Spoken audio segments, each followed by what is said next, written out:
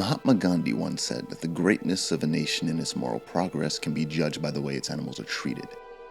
Ask the little girls of Rapture, and I bet they might offer an addendum. Why stop at animals? A well-meaning question to which the denizens of Rapture might reply, yes, why stop at animals? After all, moral progress requires some kind of societal conscience, and Rapture aspires for neither. It takes a special kind of monster to hurt an animal, but one that systematically targets children. In Rapture, that beast is called scientific progress, and it will usher the city into a grave new age, an age to drown alongside the best laid plans of mice, men, and monsters.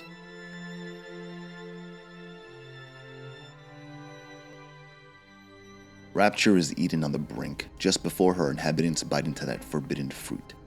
Bridget Tenenbaum is the one who wants to introduce this veritable apple to the city. The fateful discovery of the sea slug fills her with purpose. She discovered her love for science in Auschwitz, where she became fascinated by the notion of genetics. Now, with the sea slug, Tenenbaum believes she can unlock the mystery of our species at the cellular level. This little sea slug has come along and glued together all the crazy ideas I've had since the war. It doesn't just heal damaged cells, it resurrects them. I can bend the double helix. Black can be reborn white, tall, short, weak, strong. But the slugs alone are not enough. I'll need money. And one other thing. In its raw form, the sea slug's venom possesses incredible medicinal properties. The potential good it can bring to humanity is beyond dispute. However, Tenenbaum must first find a benefactor to finance her research. She reaches out to some of Rapture's medical laboratories, but they don't share her enthusiasm for this strange little slug. Tenenbaum even contacts Andrew Ryan, but the magnate offers no definitive answer. Rather than wait around for him to make a decision, she opts to scrounge up supplies for her research all by her lonesome. The search leads her back to where she first made her discovery, Port Neptune. As the respectable labs have all turned me away, I have turned to Fontaine's smugglers in Port Neptune for supplies. Fontaine's men are pigs. They spit, they stink. But they deliver, and they don't ask questions. They're all terrified of Fontaine. He reminds me a bit of the Germans. So efficient. It wouldn't surprise me if he were soon running things down here. Fontaine's smugglers provide her with the supplies necessary to conduct her research, which Fontaine himself eventually catches wind of. He arranges a meeting with Tenenbaum to discuss the prospects of their partnership. Much to her surprise, she finds a patron in Frank Fontaine, yet his motives are anything but saintly. Spent the morning jawing with that Kraut scientist. She's damaged goods, all right. Just like all those chumps they scraped out of them prison camps. But she's no crackpot. She's gonna make me the kind of scratch that'll have Ryan look like he's running a paper route. She just needs some supplies to get the ball rolling and a friend to watch her back. When we last saw Fontaine, he was smuggling contraband into Rapture. It's a small-time racket, ensuring a legacy no greater than a minor note on a police blotter.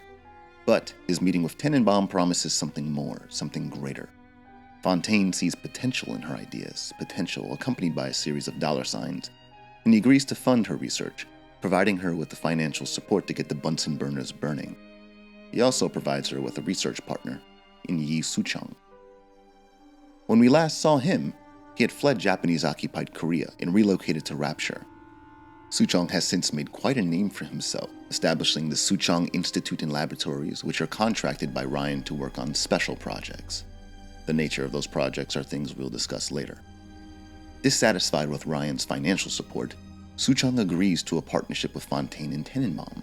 They work in secret, using Suchong's labs to conduct their research on Tenenbaum slugs, labs which are funded by Andrew Ryan. Tenenbaum and Suchong experiment on the slug's venom, which they dub Adam, an obvious reference to the biblical first man. They make a breakthrough, learning that the substance coursing through the veins of these slugs can actually rewrite our genetic blueprint, succeeding in areas where nature failed. Weak can become strong, sick can become healthy, and perhaps with time, man can become something more, something greater. However, Ryan's labs aren't suitably equipped for their research. Plus, there's always the risk of being fouled out by the boss man himself. As a result, Fontaine uses the profits from his various business ventures to establish Fontaine Futuristics, a biotech conglomerate where Tenenbaum and Suchong can carry on their research privately and without fear of Ryan's discovery. Fontaine Futuristics is constructed atop the ocean trench. The site is chosen not only due to its seclusion, but due to its close proximity to the sea slug's breeding ground. The partnership between Fontaine, Tenenbaum, and Suchong will be a long, ongoing process. As such, we'll leave them for now and revisit them further in the episode. Let's get acquainted with some other members of the Andrew Ryan Book Club. 4 malfeasants whose trajectories will intersect one way or another with Tenenbaum and Suchong's work. The first hails from sunny Panama. Augustus Sinclair is the portrait of a self-serving man, though one can't fully blame him for his selfish ways. As a child, he learns a valuable, albeit flawed lesson, that altruism can kill. I hear often, Mr. Sinclair, you just got a heart of stone. Don't you want to share with your fellow man? And I tell him, listen, I hail from sunny Panama, and my granddaddy, he got himself drowned building the big ditch. Went on and on about doing it for the people, for the world entire. Well, not for me, thank you. I came to Georgia to strike it rich, and Rapture all the more so. You won't catch me blowing my last bubble for any other personage, plural or singular. Sinclair's grandfather drowns during the construction of the Panama Canal, and as a result, he grows to believe that the greater good is good for nothing but an early grave. He emigrates to the United States as a young man, moving to Georgia with dreams of striking it rich. Those dreams become a reality when Sinclair establishes his own business and makes a name for himself, eventually garnering the attention of Andrew Ryan. Sinclair is one of Rapture's most enterprising individuals, and he makes big waves in the city even before its construction is completed. At some point during the early days of the city, he purchases the rights to a deep-sea crevice and discovers a system of caves connected to an ocean trench. It's here where Sinclair establishes the base of operations for Sinclair Solutions, a business firm dedicated to quietly making problems go away. If that sounds ominous, it should, as those problems tend to be people. As a libertarian city-state, Rapture operates as a society of liberty under law, meaning the only punishable taboos are the ones that violate the equal rights of others, such as theft, rape, murder, and in the case of Rapture, smuggling, which can jeopardize the security and secrecy of the city. Rapture needs a place to detain people who violate these tenets, and Sinclair's solution provides it in the form of Persephone. Persephone, secret home of Sinclair Solutions. I bet against Andy Ryan's vision of harmony and Rapture, offered him a quiet place to send anybody who wasn't working out, and now I'm sitting on my own private think tank. Technically, Utopia shouldn't have much use for a detention facility, but if you do business as long as I have, well, you learn to pick a brand name from the writing on the wall. Persephone is a correctional facility which also doubles as the secret headquarters for Sinclair Solutions. Sinclair's business empire is constructed around the internment of criminals, but it won't stop there. It'll grow to include dissidents as well, men and women who Ryan considers to be enemies of the city. Sinclair Solutions is also located relatively close to Fontaine Futuristics. There's more to discuss, but much of it ties directly into Tenenbaum's research, so we'll revisit it later. The second man we'll cover is an artiste with a capital A. Sander Cohen is a Renaissance man of the arts, having cut his teeth doing poetry, sculpting, music composition, and theater. He's also considered by many to be a bit of an odd bird. His penchant for makeup, face paint, and male companions leaves some folk to question the nature of his sexuality. It's a different time, and the American zeitgeist is still fairly conservative. In fact, Cohen's design and general shtick is basically George M. Cohen by way of Salvador Dali. While on the surface, Sander Cohen is considered the toast of Broadway, but his artistic ambitions are often hampered by the pop sensibilities of his fans. They want toe tappers, he wants to tap his creative limits, for better or for worse. Many critics seem to think it's for the worse, as they tend to lambast his more avant-garde creations.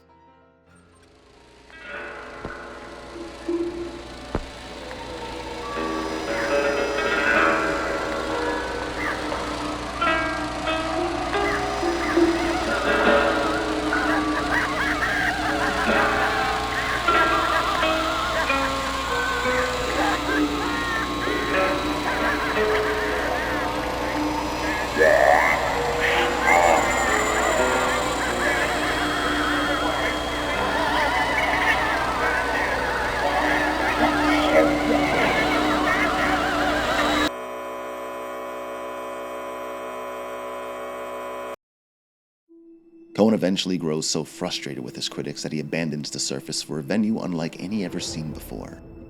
As a citizen of Rapture, Cohen hits the ground running by penning the city's official anthem, Rise, Rapture, Rise. He quickly becomes one of the most celebrated artists in the city, owning many platforms to showcase his work, such as a nightclub and several art galleries. Interestingly, the former actually features a performance of the French artistic expression of tableau vivant, which is the posing of costume entertainers in different ways to represent different scenes from history or drama. Cohen also assumes stewardship over Fort Frolic, the glitzy shopping district which stands as Rapture's response to Times Square.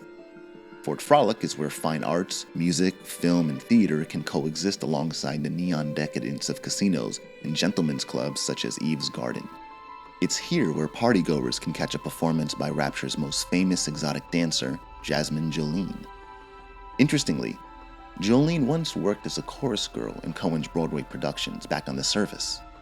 It's safe to say that life in Rapture isn't the glamour and tinsel she dreamed it would be. Despite a celebrity status, Jolene earns a meager wage. She resides in Artemis Suites, Rapture's proletariat housing complex, which is only accessible through Apollo Square, one of the city's lower-class districts. There's more to Cohen's story and Jasmine's as well, but we'll save them for later. Gilbert Alexander is the third person we will cover whose history intersects with Tenenbaum and Souchong's. Where the other characters we've explored have had extensive backstories, Gilbert's past is a thing of mystery. We only have his time in Rapture to work off of, and his time in Rapture paints him as a calculating and uncaring sort. Gilbert is a researcher whose temperament is dryly academic, even in the face of inhumane dark science, which makes him a model citizen, and is why Ryan hires him to assist in something called the Protector Program. Remember when I mentioned that Souchong is contracted by Ryan to work on special projects? This is one of them. The Protector Program is helmed by Souchong, the intent of which is to create a maintenance system that could withstand the immense pressure of the ocean deep. Unfortunately, they don't resort to an automated system. The Protector Program instead requires a body. The Bioshock Rapture novel makes note of a test subject called Experiment 37, a pitiful precursor to what will eventually become the Protector. He is described as a motley figure stretched out in a glass coffin filled with water, his body a patchwork of flesh and steel. The program is unconscionable, and though Rapture is built on a foundation of science without morality, everyone involved knows they're wrong. Of course, it doesn't dissuade them. Much like the Atom research, the Protector Program is an ongoing process, which won't be completed for a while, so we'll leave it here for now. The fourth and final person we need to cover is Rapture's resident psychiatrist, Sophia Lamb, and she sticks out amongst the flock like a sore thumb. She's a collectivist swimming in a sea of individualists. So, how did she end up in Rapture? That answer reveals some interesting parallels she has with Ryan, so let's start at the beginning. Sophia's father, a physician, raises her on a diet of utilitarianism. He lives by a personal philosophy called the triage imperative, which instills in Sophia the idea that every choice we make must be in service of the greater good. The underpinnings of this notion are diametric to Ryan's Great Chain, which works to reinforce the differences between them emotionally and intellectually. Sophia graduates from Oxford University, becoming a physician and a psychiatrist. She ends up moving to Japan, and is present in Hiroshima when the little boy drops. I know the surface, Eleanor. I spent half a lifetime there, in service of the common good. But then, I heard my own words twisted by fat old men squatting over the embers of Hiroshima. Were the modern world a patient in my care, I would diagnose it suicidal.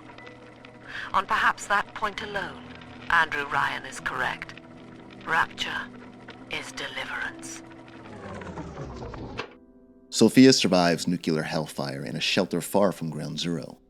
However, many of her colleagues aren't as fortunate. They're vaporized, reduced to nothing more than shadows to haunt the walls. The idea that the Americans would use the atomic bomb at all fills Sophia with disgust. The idea that they use it in the name of the greater good convinces her that civilization is on the verge of self-destruction. Luckily for her, she gets invited to live out her days beneath the sea, a stroke of fortune which she considers deliverance. It's interesting to see how her motivation to escape to Rapture aligns with Ryan's desire to create it in the first place. The magnate only saw photos of the grim aftermath of the bomb. Sophia, on the other hand, witnessed it firsthand. And yet, both hear the ticking of the doomsday clock quite clearly, its big hand inching ever closer to midnight. The fear of nuclear destruction is omnipresent. It's a post-war sentiment found all over the world, not just in the United States. Bioshock does a really good job capturing the anxiety of that fear, as many of its characters are motivated by it. Sophia Lamb represents the mindset of someone who isn't on board of Ryan's ideals, but sees the promise of what Rapture can represent. From her perspective, it's easy to see how it may appear like Deliverance. But why would Ryan invite her there in the first place? Well, anxiety is bubbling up in Rapture as well, but it's anxiety of a different kind. I'm told that the people grow tense and isolated in the absence of the sun. Now they clamor for a psychiatrist. Do they miss the state censor, I wonder? Wartime seizure of private assets? Or the checkup police vanishing them in the night? Regardless, this Lamb woman is said to be the foremost practitioner in her field. Fine. If she can quiet the rattling of the great chain's weakest links, I will leave her to it. The citizenry are growing uneasy due to prolonged lack of sunlight. They grow uneasy due to Rapture's isolationist policies and are beginning to understand the high cost of living in paradise. As a fallen prophet will one day muse, You read your residency contract with Ryan Industries? In perpetuity, we're all buried at sea. As a result, Ryan is hard-pressed to provide counseling for his citizens. He invites Sophia Lamb on the basis of her thesis on psychiatry, which is known in the medical community as being both forward-thinking and fearless. As we're aware of, scientific fearlessness is axiomatic to Rapture, so his decision makes a great deal of sense. Ryan, however, never finds time to read her thesis, so he knows nothing of her altruistic values. Sophia begins work in Rapture providing free therapy sessions to the residents of Pauper's Drop. They are reluctant to speak openly about their unease, believing Sophia to be a spy for Ryan, and they have plenty to be uneasy about. The township has become a slum since the completion of the Atlantic Express, racked by everything from subpar housing to mass poverty. Worse, many families find themselves sharing cramped tenements with other families. These powder keg living conditions often result with one family versus another, turning on each other for food and living space. Matrons and patrons of these households sometimes end up killing each other, leaving the children orphaned.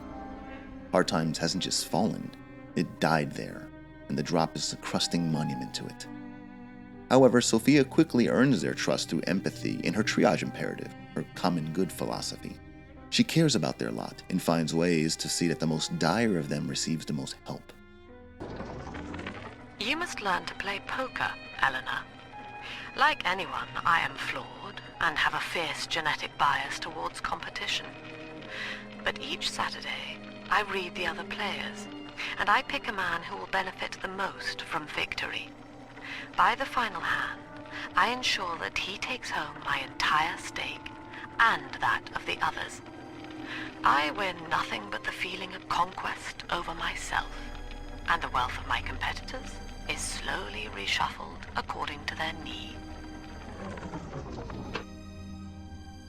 By throwing poker games, Sophia redistributes wealth to those who need it most. Her altruism eventually gains her considerable influence throughout the drop. Sophia Lamb also has a daughter in Eleanor. There's obviously a great deal more to discuss here, but we'll revisit Sophia and Eleanor in the next episode. Until then, Tenenbaum and Suchong's research finally yields a breakthrough. By refining and processing the atom, they managed to create injectable serums called plasmids, which can genetically alter the user and imbue them with supernatural abilities, the properties of which run the gamut. Passive plasmids can improve physical fitness and increase intellect. Active plasmids, on the other hand, is where things get real wild. They produce seemingly impossible phenomena, such as telekinesis or allowing users to expel elemental energy from the body. However, active plasmids consume atoms, so they must be recharged after consistent use. This is mitigated through a liquid energizer called Eve, which is injected into the body just as plasmids are. The biblical motif behind their naming convention is meant to allude to the creation myth that all humankind originates from Adam and Eve. This speaks volumes about Tenenbaum and Suchong's view of plasmids and how they perceive it as the next step in human evolution, on par with the monumental miracle of life itself. Fontaine, on the other hand, sees a surefire moneymaker and demands that plasmids are mass-produced for commercial use. This is easier said than done, of course. The sea slugs cannot generate enough atom to create a sustainable consumer product. They consider animal husbandry as a solution, the process of breeding slugs in captivity, but the process will potentially take years. Eventually, Tenenbaum and Suchong observe that the slugs are parasitical as they attach themselves to sharks and other creatures. They hypothesize that they might be able to implant them inside of a host, which can then be used to manufacture larger quantities of atom.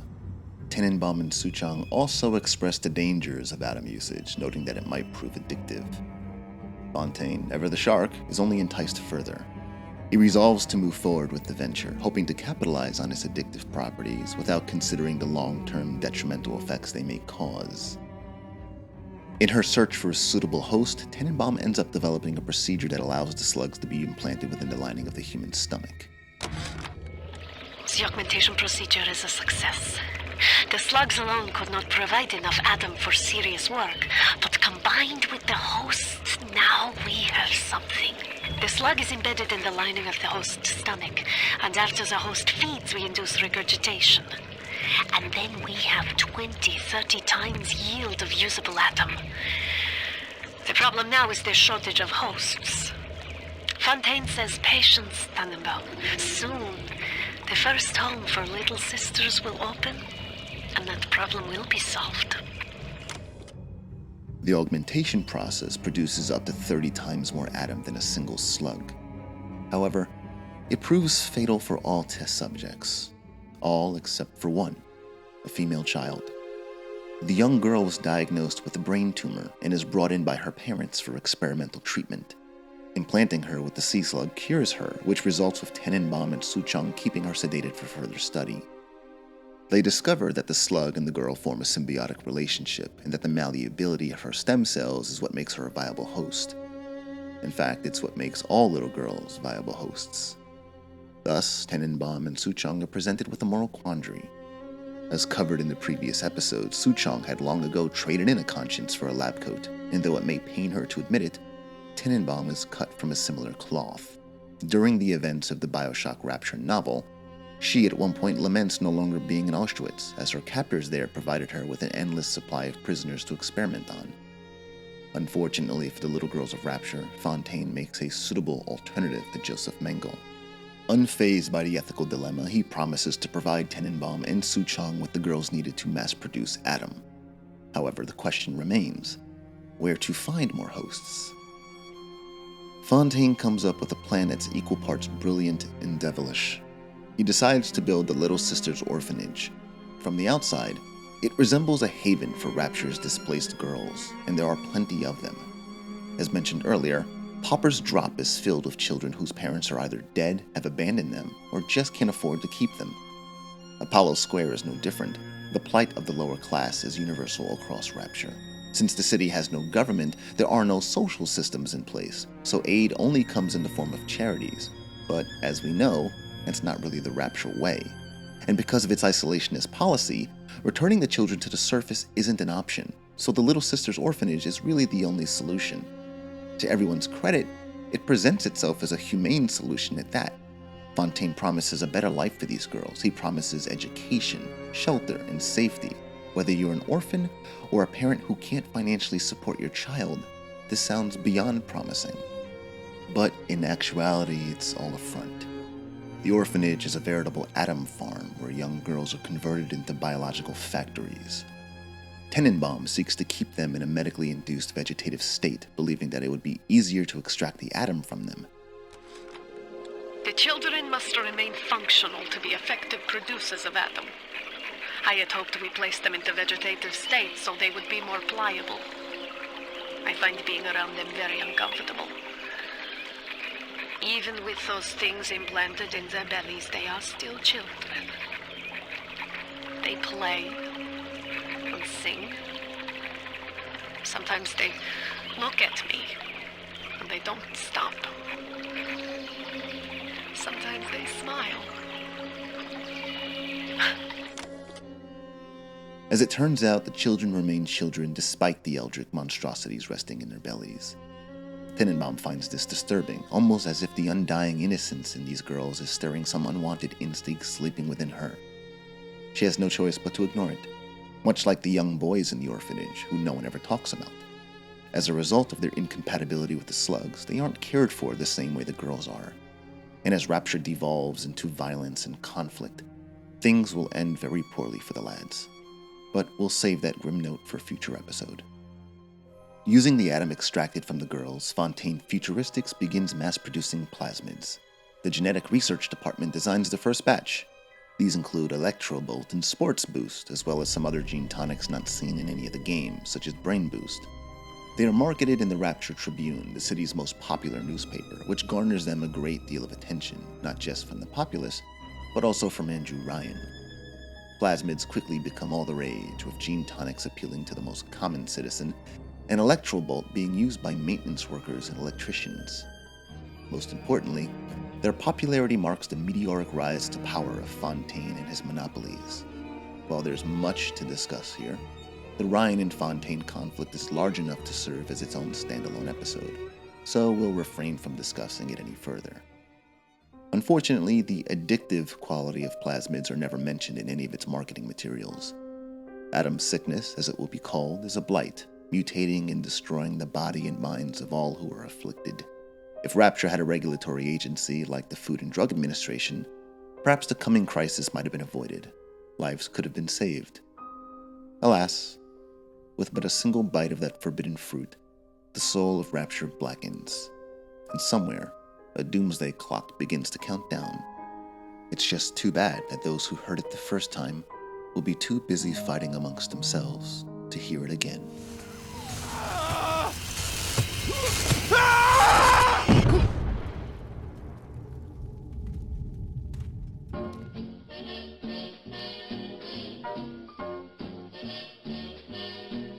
Somewhere beyond the sea.